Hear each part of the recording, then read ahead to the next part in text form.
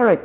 Now I'll go to some best practices based sa inyong intervention. Can you cite some models? And ano ang metrics nga makambal ka mo nga there was indeed success? We'll start with the best practice nga ginsugdan ni Jess Robredo. He was the inventor of the expanded school board. Expanded school board. Because by law, the local government code, may school board kang gina-create.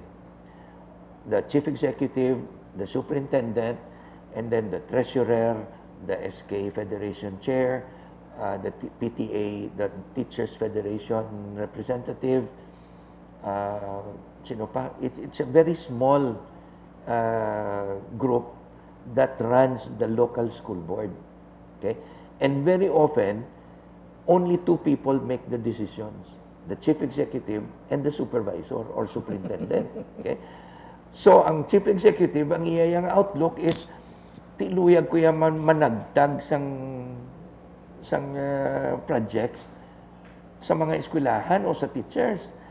Ang outlook naman niya sang DepEd supervisor o superintendent, I want to address my needs. So may competition for the limited funds. Siling ni Mayor Jess, let's expand the local school board to get other stakeholders involved. Like? Business sector, church, civil society, NGOs, sectors. Okay? Paintsindihon tanan nga amuning sitwasyon, amuning problema, amuning masarangan siyang DepEd, kinlanlan tabuligan. So everybody works together. Okay?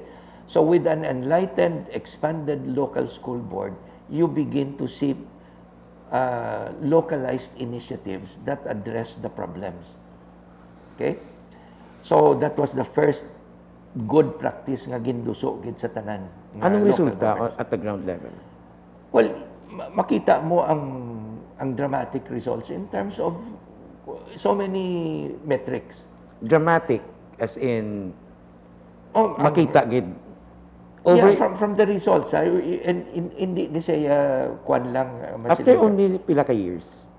No, after 1 year. After one school year? After one school year, makita mo ng results eh. What happened? So, improvement in reading reading abilities. Okay? For example, initially, ang pre-test, makita mo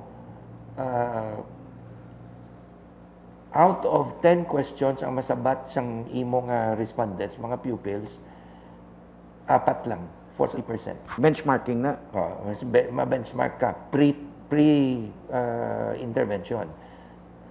After, may ara ka special ng reading, tawag sini, reading intervention, may reading program during summer or during the school year. After that, i-test mo sila. So, may post-test ka. What happened yun? Makita mo 60, 70, 75% na. Ay nasabat nila. 7 out of 10. So, makita mo nga dasig. All you needed really was to give the pupils an opportunity to learn. But kinahanglan mo gid special focus. Okay? So, ina siya isa ka example, reading reading program for non-readers or slow readers. So, dramatic ang results. And then, training programs for teachers. Pamangkot, like kami ni Edwin, when we did an education reform program in the province, in Negros, we also recruited ang, ano ganito tawag na student teachers, for the reading program. We got applicants, teaching graduates,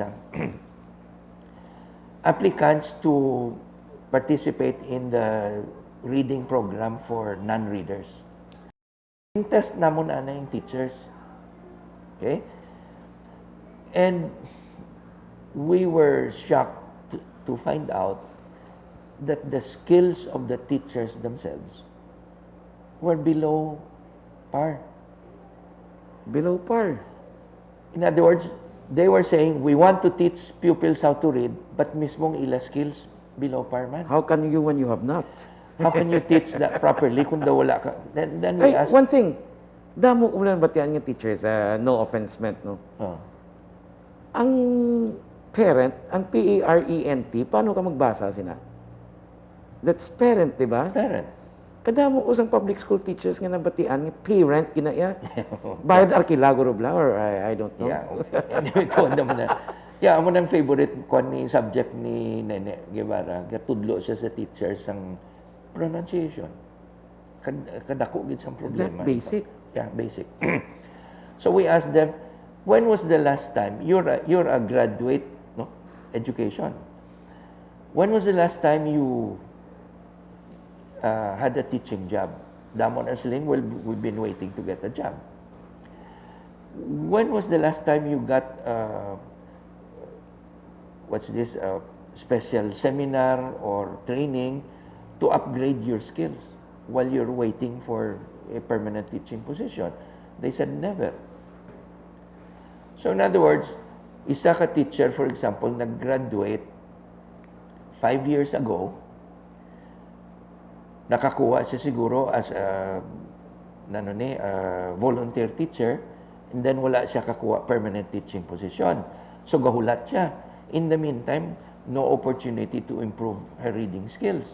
And then guli lang masiling, I want to volunteer to be a reading tutor. Siya mismo kinahanglan bulig, no? So ginhatagan sila special crash course, and then after the course, may post-test, kadako sa improvement. In other words, kinahanglan gid lang niya sigihon. Do pareho bla, I guess kung sa palumba, hindi ka pwede mag-idol. Kay mawigit ka. You have to keep gunning the engine para nga masige, makaupod ka sa everybody else. The minute you go idling, mahinay ka, biling ka gid. But ang example, ang education is like a tripod. So, basically, what Synergeia is doing is strengthening or at least addressing the problems of each tripod. Yeah, ang tatlo ka legs Tatlo na. gid, No? tatlo gid. We look for ways to address the problems of those three. The school, the teacher, and the child. But do you see hope? Ang ano? Do you see hope na ma-improve na ni? Okay, let's put it this way. Synergeia has been active for the last, ilan na din? 14, 15 years? 17. Maybe more, 17 maybe? 2000, oh yeah, that's right, 2003. Okay. We have reached a total of, how many LGUs? 400 plus, less than 500. Yeah, below 500 LGUs. We have how many municipalities? 1,800. Cities, several hundreds. Pila na subong ka cities. And provinces, no? 80 plus. So, we've done a lot, but we're still, ari pa lang din. There's a long way to go. And not all, ang approach ng Synergeia is demand-driven eh. We don't go and tell you we want to work with you. We advertise what we're doing, or It's they who ask you to come in. mayors tell other mayors that this is what we're doing, and then they say, we're interested. Okay? But then that Kag- would really depend largely on the will of the mayor. Kung Correct. nakita niya nga... Which is so important because initially there were some local chief executives who had the impression nga kung magsulod ta sa Synergeia, may pundo to da makuha. Okay? And Synergeia is not fund-driven also. We're not a funder. Whatever we do, we fund ourselves. No? In other words, mentors, program managers like Edwin, everybody who works with Synergeia are funded by Synergeia. And we have donors who provide funding. No? We started with USAID, and we have so many other partners. No? But we don't give funding to local governments to do teacher training, for example. We provide trainers, but they provide the venue, They provide the food, counterparting, no? So, in other words, we say, you have to be convinced that there's a problem and that you are part of the solution. And that Synergeia can be a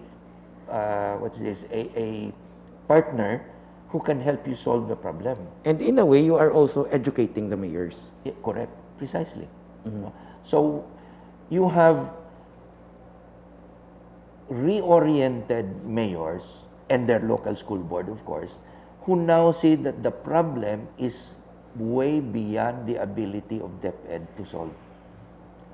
In other words, kung ang imo, if you're a mayor and one of your goals is to have a well-educated population, right away, kabalo ka. You will not achieve that goal if you leave the problem to DepEd. You have to help DepEd. What I like about this is the fact that you started off with the saying, it takes a village to educate a child or to raise a child, actually. And there's two conflicting schools. Education is a state responsibility, and we totally forget our civic duties about it. Yeah. But now, what you are trying to say is Synergeia is pushing that aton initanan. Yes. So, this is actually consistent with the spirit of bayanihan. Correct. Oh. We should help each other. Very often, all that you really needed to do was to sound the call. We need help. Then damo nagasiling mabulig ko da. Sometimes it's amazing. Nga just by saying, we have a problem, we need help, kadamo manggali gusto magbulig. Ang importante lang, of course, is whatever resources you get, you use it the right way. And you measure the results. Amo nang isa ka mantra nga ginasunod gid permi sang Synergeia, we have to measure results. Hindi pwedeng anecdotal lang ta permi. No? So, I'm not, I do not have the figures in my head, but all the figures are in the files. Every year makita mong results, reading ability, etc., cohort survival, all of these indicators, makita mo na. We measure the indicators. The board or the president reports to the board of trustees. These are the results we've had for this year. Last month, we talked about EDSA, actually, and the lack of institutional memory. And what you're doing now is actually providing a sense of memory for education efforts.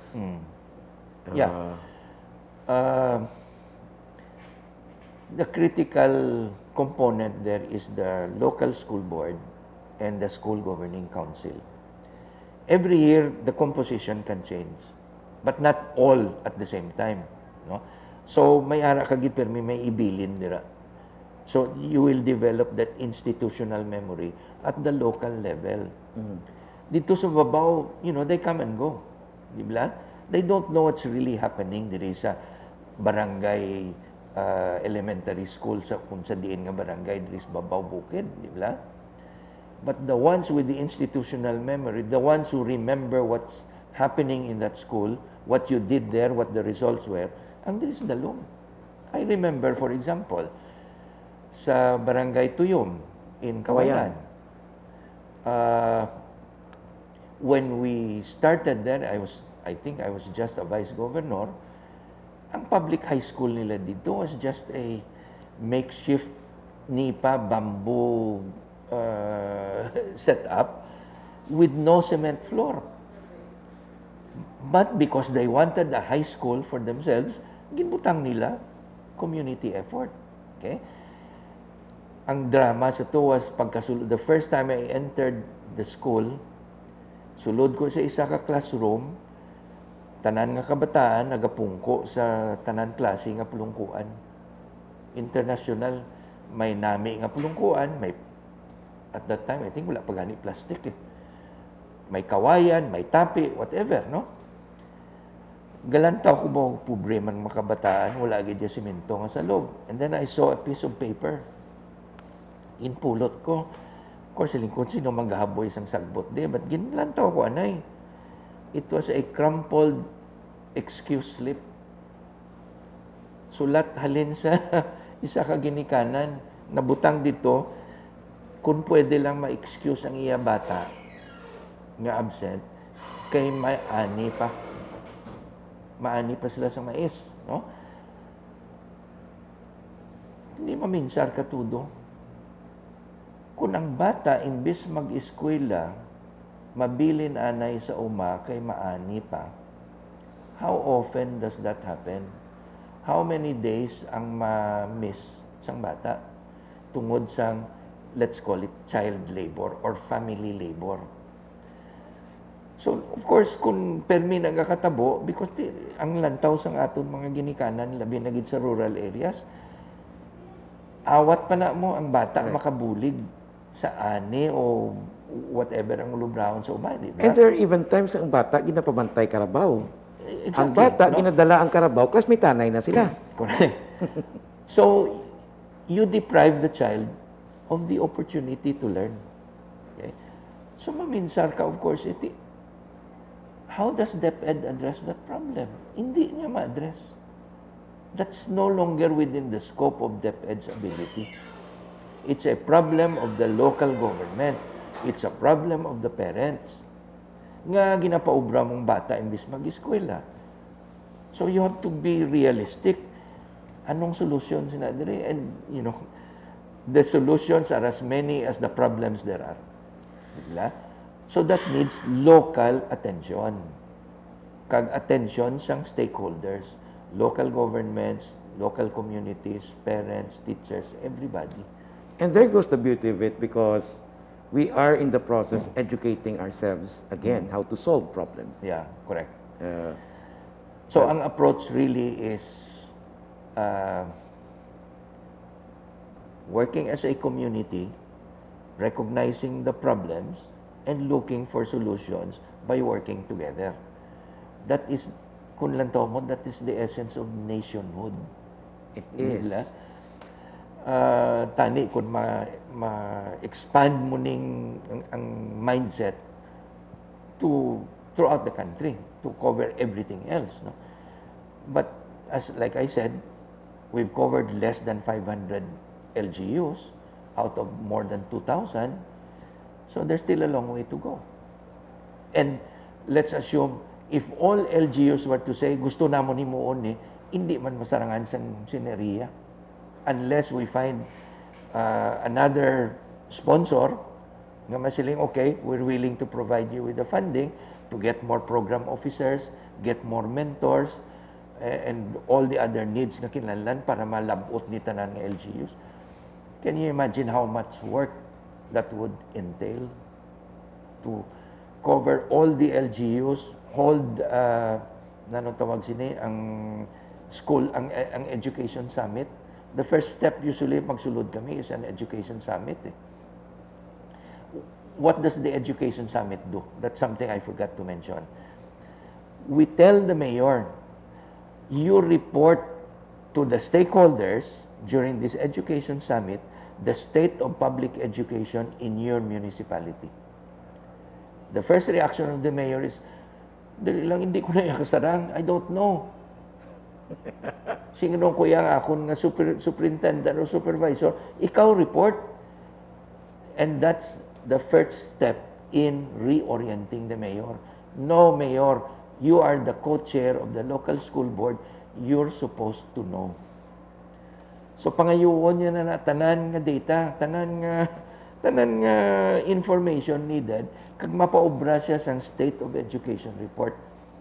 And then makita niya amo gali ning sitwasyon. That's what happened to Mayor Sani. When he saw the first data, kita ito nga out of how many districts province at that time, 39 or 42. Ang duhang district 1 and district 2, diri sa poblasyon kag dito sa babaw. Ang district 1 was worse off than district 2, daw number 36 or 39 or basta ari sa dalom. District 2 was a little better, and then he saw the results I think reading. Kag ang high school readiness test. Sa reading, the majority of pupils were slow learners or slow readers or non-readers. Ang high school readiness test, 1.2% ang makapasar. Okay? But that was because gin-drop ang passing grade to 50%. Kung ginhimo 75% ang passing grade, no one would have been declared ready for high school. Shock. Na-shock ang mayor amo ning sitwasyon ta. And then the first response is usually, anong problema nyo DepEd? Mangita ginadahin sinong basulon. Diba? And then we explain, look, amo ning problema, kita mo na, no? What are the reasons nga amo ni?